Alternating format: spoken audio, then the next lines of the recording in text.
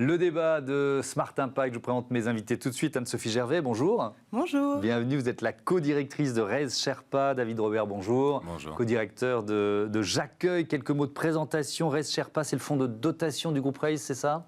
Exactement. Donc on est la partie philanthropique d'un groupe d'investissement. Donc Raise, c'est un groupe d'investissement qui reverse 50% de son carry d'interest à une fondation, donc qui s'appelle Raise Sherpa. Et donc depuis 10 ans, on accompagne des projets à fort impact environnemental et social. Et donc ça vous donne quel levier, quelle amplitude, quel budget ? Alors, on a 60 millions de budget au global. Et aujourd'hui, on a accompagné plus de 200 startups à travers du financement et de l'accompagnement. Et on va en parler aujourd'hui aussi, 9 associations depuis un an, dont J'accueille. Ouais, on va raconter pourquoi vous avez créé cette branche, on va dire, Raise Sherpa Association. J'accueille, c'est donc une association. Je veux bien que vous nous la présentiez, David Robert, une émanation de Singa, c'est ça ? Exactement. On a un programme de ce qu'on appelle de l'hébergement citoyen, qui a été mis sous le feu des projecteurs, notamment à l'occasion de la crise ukrainienne, mais qui existe depuis une dizaine d'années. Et le principe, c'est de permettre à des citoyens qui veulent ouvrir leurs portes, d'accueillir dans les bonnes conditions des personnes réfugiées. Voilà, pour évidemment créer du lien social, de la compréhension, progresser plus vite, accéder plus vite à un emploi, à un logement, voilà, utiliser aussi le réseau social des accueillants et la connaissance des codes socioculturels des accueillants pour permettre à ces gens une meilleure inclusion dans la société. Qui existe depuis combien de temps ? Ça fait 10 ans, tout juste. 10 ans, tout juste. Et donc, vous lancez, Anne-Sophie Gervais, Raise Sherpa Association. De quoi il s'agit et quel est le principe ? Le principe, c'est un accompagnement, je pense, sur une durée assez longue, c'est ce que j'ai compris. Exactement. Alors, pour revenir à la genèse du projet, donc, notre fonds de dotation à Sherpa, il accompagne depuis 10 ans des startups dans leur changement d'échelle. Et donc, on a créé autour de ces startups un réseau de mentors, d'operators qui les accompagnent au quotidien. Et en fait, un jour, on s'est dit, pourquoi ne pas mettre tout ce qu'on avait créé pour les startups au profit du monde associatif et justement financer à travers du don pluriannuel et accompagner ces associations dans leur changement d'échelle. Et avec en fait une volonté au global de financer l'innovation sociale environnementale, qu'elle soit dans des startups ou dans des associations comme J'accueille. Et de mettre aussi en contact les unes et les autres, c'est-à-dire les startups, les entreprises de la tech et les associations. Nous, notre mission chez Raise Sherpa, c'est vraiment de créer des ponts entre des écosystèmes qui se parlent trop peu, selon nous, et qui ont beaucoup à s'apporter. Donc, d'abord, la finance et la philanthropie. Donc, c'est le modèle même de la création de Raise Sherpa. Ensuite, le monde des startups et le monde des grandes entreprises, parce qu'elles ont beaucoup aussi à s'apporter mutuellement. Et aujourd'hui, créer des passerelles entre le monde de la tech et le monde associatif, en se disant que chacun a à s'apporter mutuellement, que ce soit sur des enjeux de digitalisation pour des associations, mais aussi pour des startups de la tech, justement d'aller plus loin dans leur engagement. Ouais. Et alors justement, on va rentrer dans le concret. Que vous apporte ce type de collaboration, de synergie pour J'accueille ?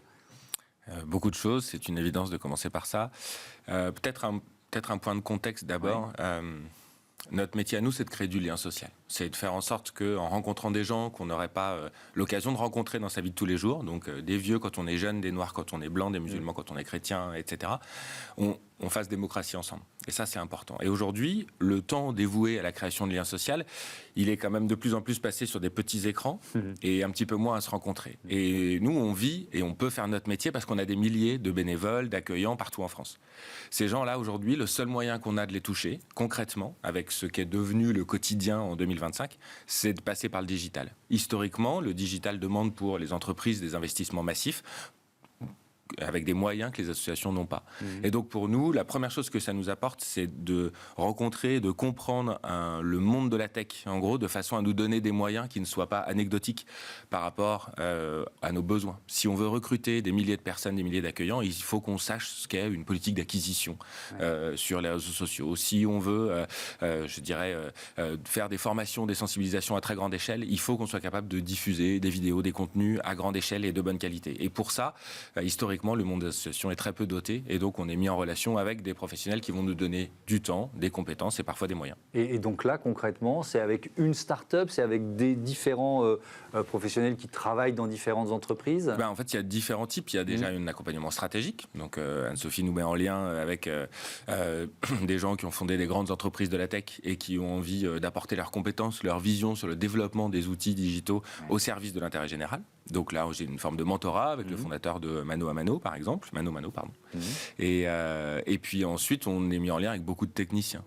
qui sont des gens qui peuvent donner 1 jour, 10 jours, 20 jours de leur temps de travail pour nous aider à développer, en l'occurrence, une plateforme d'open data, un outil d'intelligence artificielle pour mieux comprendre les dynamiques sociales d'un territoire et mieux travailler. C'est du mécénat d'entreprise aussi, de la part de ces entreprises de la tech qui participent au programme? Demain, ça peut l'être. En fait, nous, il faut nous voir comme un peu ce tiers de confiance qui connecte, en fait. Parce qu'aujourd'hui, le problème, c'est qu'on a fait une étude, notamment avec OpinionWay, qui montre que 13% des startups ne vont pas à la rencontre des associations, manque de temps, manque de connaissances sur ce monde-là. Donc en fait, c'est un peu connecter ces deux mondes en fonction des besoins, comme disait David, sur des sujets de digitalisation, de compréhension, de modèles un peu tech, et connecter en fait ces différentes parties-là. Mais si on se met du côté des entreprises de la tech, qu'est-ce que ça leur apporte? Bon, moi j'ai ma petite idée, mais je veux bien vous entendre là-dessus. Alors après, moi j'ai du mal à me mettre à leur place, mais je pense que aujourd'hui, il y a un vrai sujet d'engagement aussi de la part du monde de la tech et de se dire, notamment, je pense que c'est pas un sujet communication, c'est vraiment un sujet d'engagement de collaborateurs. Et on pourra en parler tout à l'heure parce que J'accueille est rentré dans un programme qui s'appelle Data for Good et qui est fabuleux aussi. Mais c'est de se dire, en fait, je donne aussi du sens à mes collaborateurs qui travaillent dans l'IT, qui travaillent dans le marketing, pour mettre à profit leurs compétences au profit d'associations. C'est un peu, en fait, aller plus loin que j'ai pas vraiment de sens dans ma vie, donc je vais donner un peu de temps à une association en allant faire une maraude. Je schématise. Là, c'est de se dire, mais en fait, c'est un professionnel du marketing digital. Et en fait, mon temps, je peux le donner à J'accueille, et ça va leur servir à recruter de nouvelles familles qui vont du coup accueillir de nouveaux réfugiés et créer ce fameux lien. En fait, c'est vraiment ça. Qu'on essaye de réconcilier. Vous parlez de quoi? C'est une sorte de potentiel de développement à faire éclore, quoi. C'est un peu ça l'idée? Exactement. Après, il y a deux sujets. Nous, ce qu'on vient faire, et on l'a toujours fait, c'est un peu la venture philanthropie. Si on finance, parce qu'on n'en a pas parlé, mais J'accueille, tu pourras le dire, David, a développé une plateforme qui aujourd'hui a besoin aussi de voir comment elle peut être mise dans les mains des bonnes personnes au bon moment pour prouver son full potentiel. Mais ça, c'est l'innovation dans une start-up, c'est aussi financé comme ça. C'est ce qu'on appelle le product market fit, qu'on connaît tous, et de se dire quelle est l'adéquation entre mon produit et l'utilisateur final. Et ça demande du temps, ça demande du financement. Et donc, nous, on vient aussi financer. C'est là que vous intervenez. Sur 3 ans, on a financé, nous, on fait du don non fléché. C'est-à-dire qu'on ne flèche pas, on ne dit pas mon argent, tu dois l'utiliser pour faire ceci ou cela. On fait des dons entre 30 et 40 000 euros sur 3 ans. Donc ça fait des enveloppes entre 90 et 120 000 euros. Donc ça, c'est la première brique, financement. Ça, on la couple à de l'accompagnement, c'est-à-dire au quotidien, on se parle de quoi tu as besoin, qui je pourrais te connecter. Et c'est vraiment ça qui crée la valeur. Il faut imaginer que ce financement, c'est un peu plus qu'un équivalent temps plein d'un développeur à plein temps. Et, vous n'auriez pas pu vous le payer? Mais jamais. Évidemment que non. C'est quelque chose, c'est très complexe à développer. Pour des bonnes raisons. Quand on finance une association, quand un mécène ou quand l'État, la puissance publique, donc notre argent, l'argent des contribuables, finance une association, l'idée c'est de se dire il faut qu'on finance son cœur de métier, ce qui est essentiel. On a un devoir de sobriété, un devoir d'utilisation modérée de l'argent public.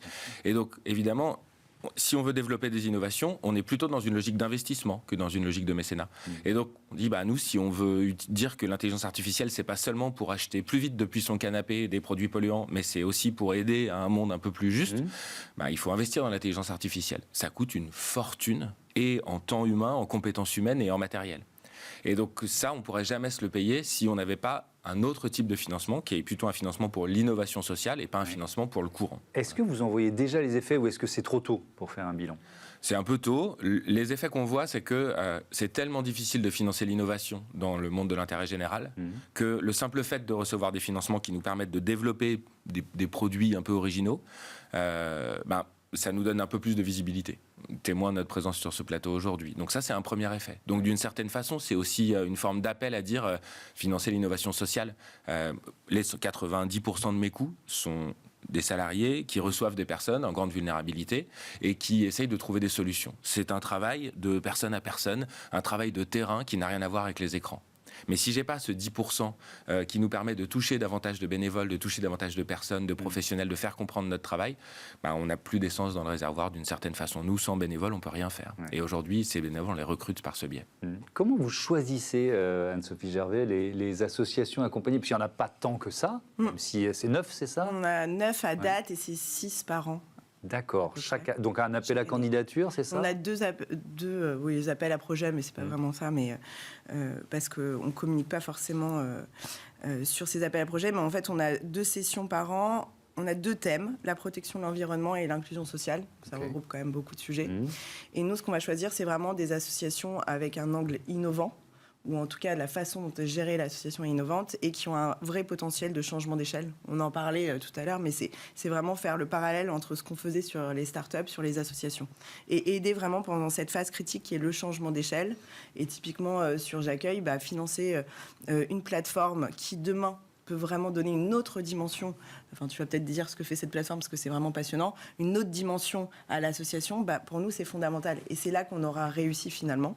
Et après, c'est bien sûr créer un peu des liens avec tout l'écosystème, comprendre qui finance quelle association à quel moment et prendre le relais. Parce qu'aujourd'hui, le financement des associations, c'est un énorme enjeu, le fundraising. Les assos, ils passent entre 10 et 40% de son temps. À chaque fois, je sors ce chiffre, mais c'est plus de ton temps.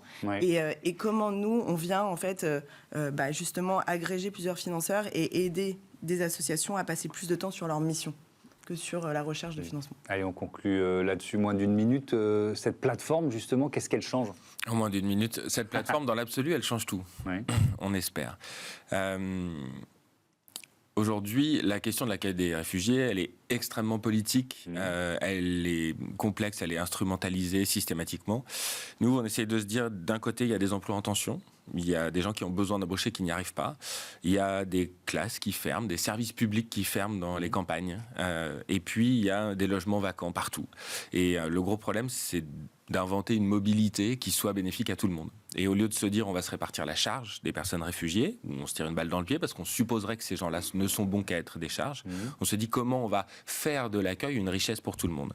Et donc on utilise en gros, en un mot, l'intelligence artificielle pour faire correspondre les endroits où on a des emplois en tension, des logements vacants, des écoles qui vont fermer pour des problèmes d'effectifs, et on essaye de dresser un tableau prospectif de qui a le plus intérêt d'accueillir à court terme dans les meilleures conditions pour que ça se passe bien pour tout le monde.